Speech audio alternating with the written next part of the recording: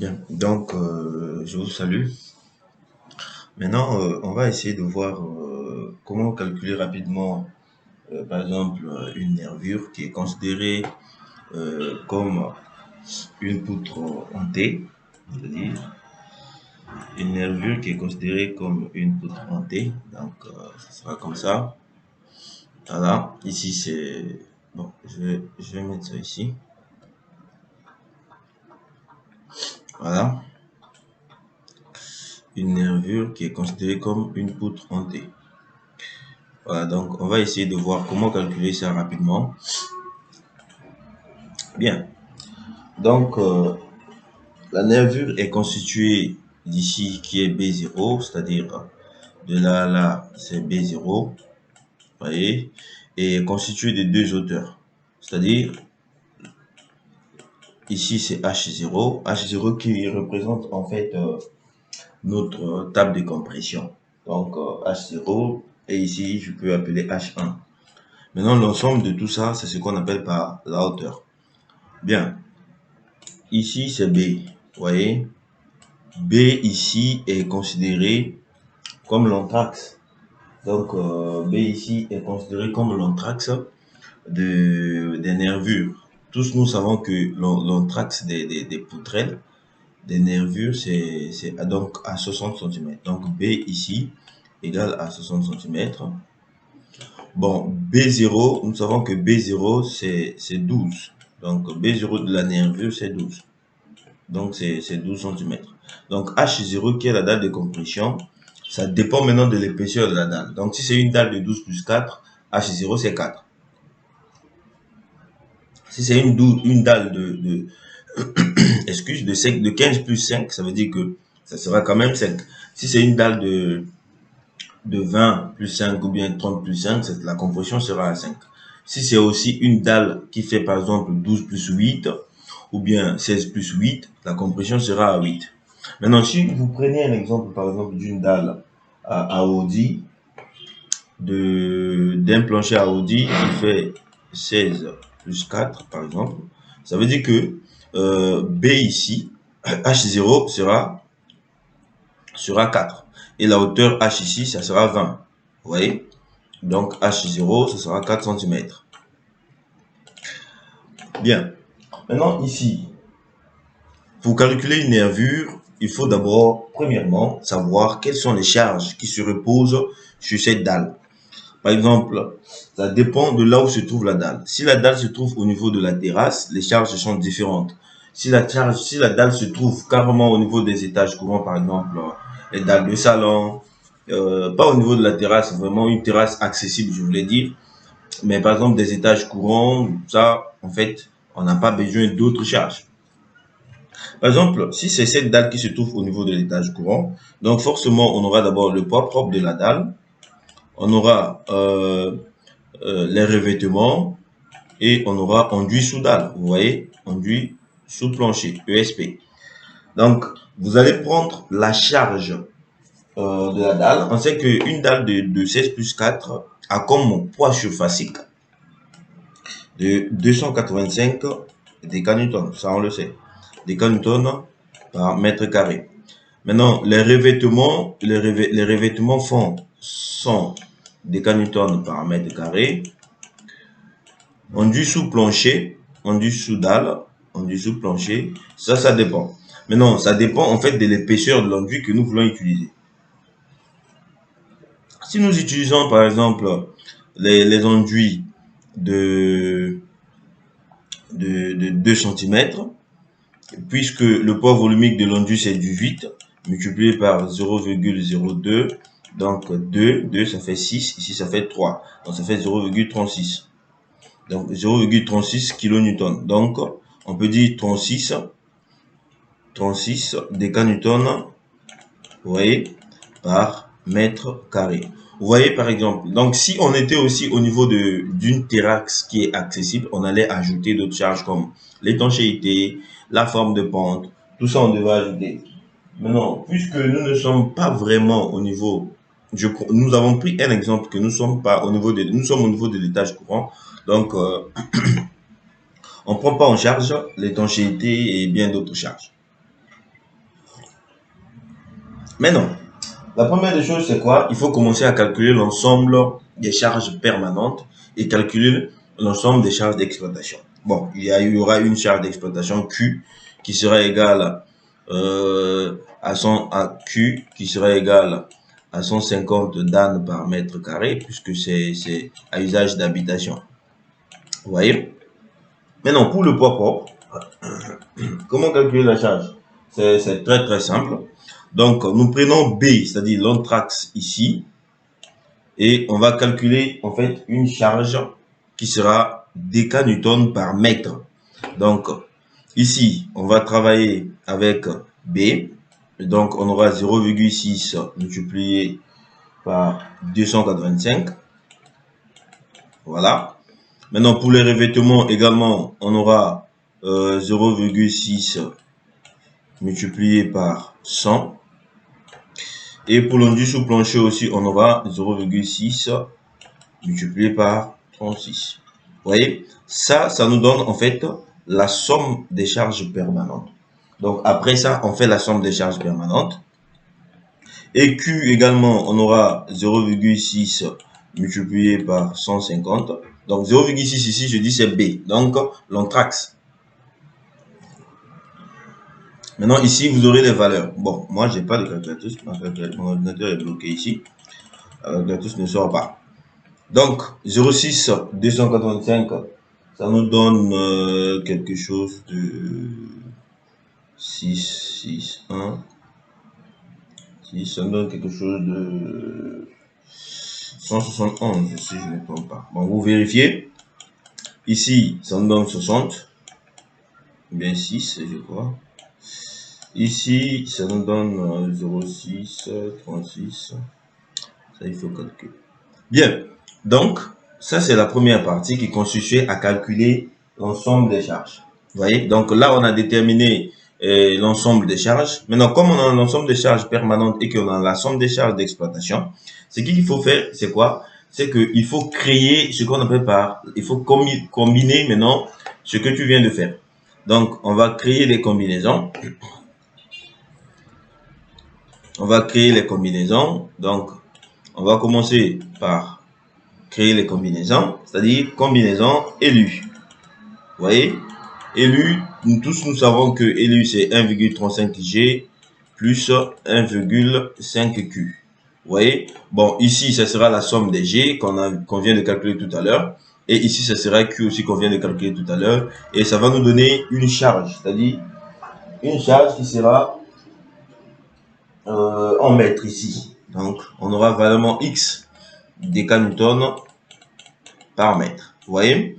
Et on va calculer aussi une charge à l'LS qui sera G, c'est-à-dire l'ensemble des G plus, ici c'est plus, l'ensemble des Q, excusez. Ça va nous donner aussi X Dan par mètre. Vous voyez? Ça, c'est la combinaison. Donc, une fois que vous avez la combinaison, qu'est-ce qu'il faut calculer maintenant?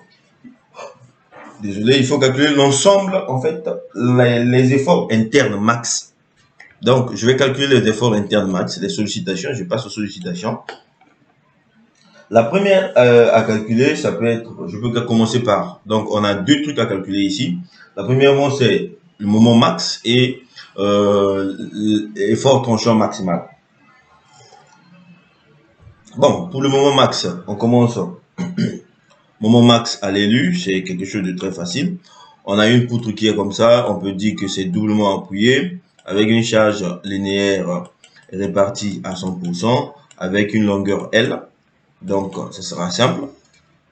Le moment max, je mets en bas ici, élu, n'est autre que, désolé, c'est-à-dire la charge PU, c'est-à-dire obtenue à partir de cette combinaison, donc cette charge-là, cette charge, qui sera multipliée par la longueur qui est là,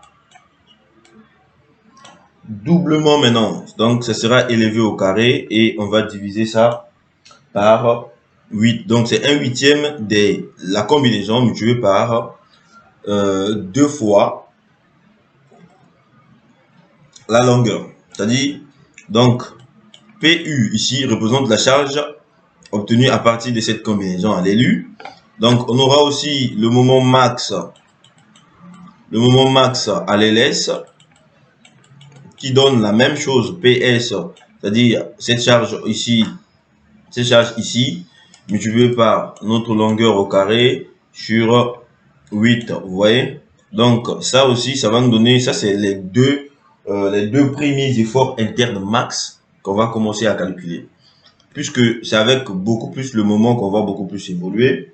Après ça, il faut calculer aussi les efforts tranchants. Effort tranchant max. Donc, je vais commencer par à l'élu. Donc, TU à l'élu, c'est très simple. On prend PU, donc on a L sur 2. Maintenant, ici, la charge sera en décanewtons fois mètre. Ici aussi décanewtons fois mètre. Maintenant, ici, le moment ici, ça sera en décanewtons. Vous voyez? Voilà, on calcule aussi TS, c'est-à-dire l'effort tranchant max à la combinaison. Ici, c'est PS, autant PU, oui, ici, c'est PS. À la combinaison LS, divisé par 2, toujours Dan. Donc, vous calculez ici, vous avez une charge en Dan. Donc, je peux enregistrer cette image pour la deuxième fois.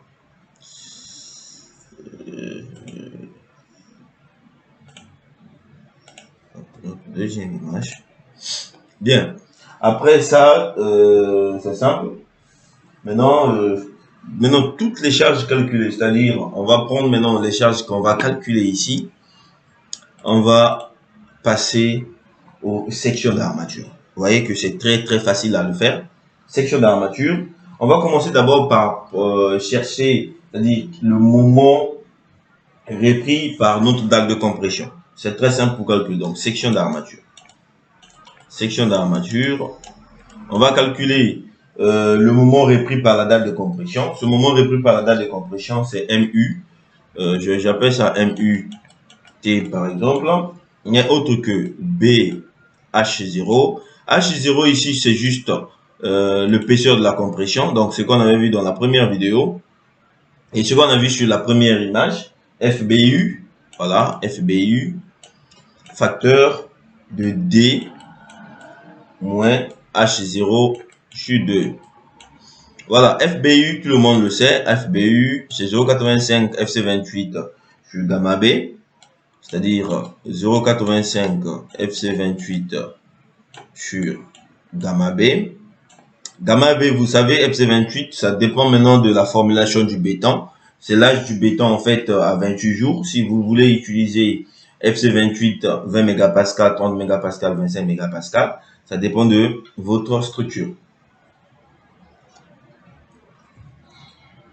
Maintenant, ici, c'est bon. OK. Maintenant, on va calculer le moment réduit. Donc, vous calculez tout ça. On a déjà les données. Ça, vous savez, B, c'était quoi? H, c'était quoi? FBU. D, c'est 0,9 H. Voilà. Maintenant, nous venons, on calcule maintenant le moment réduit, c'est-à-dire mu. Le moment réduit n'est autre que MU, c'est-à-dire MU qu'on vient de calculer, sur BD carré. Je vous ai déjà dit B c'est quoi, D c'est quoi, BD carré, FBU. Donc FBU, la formule est là, 0,85 FC28 gamma B. Vous calculez, vous trouvez la valeur. Maintenant, cette valeur, si cette valeur est inférieure ou bien supérieure, si c'est inférieur à 0,186, ça on le sait. Pour les gens qui sont les habitués des poutres, vous savez qu'ici, ça nous donne le pivot A. Maintenant, quand c'est supérieur, ça nous donne le pivot B. Ça on le sait, tout le monde le sait. Donc, quand vous calculez le moment réduit ici, et que si ce moment réduit te donne une valeur inférieure à 0,186, ça veut dire que tu es au niveau du pivot A. Donc, tu peux calculer avec le pivot A. Mais si ça te donne supérieur à 0,86, tu calcules avec le pivot B. Maintenant, nous, on se dit que, par exemple, c'est le pivot A qui est validé. Donc, qu'est-ce qu'il faut faire?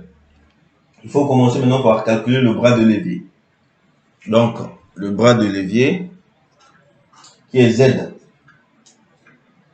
Donc, le bras de levier qui est Z, c'est D, c'est-à-dire D, facteur de 1 moins 0,4 alpha. L'inconnu ici, c'est alpha. Donc, alpha n'est autre que 1,25. Ça, les super calculateurs des poutres le savent. 1 moins racine carrée de 1 moins D 2 mu, c'est-à-dire le moment réduit, c'est-à-dire ce moment réduit calculé. Donc, on prend juste ça, on va remplacer là-bas et ça va nous permettre de calculer le bras de levier.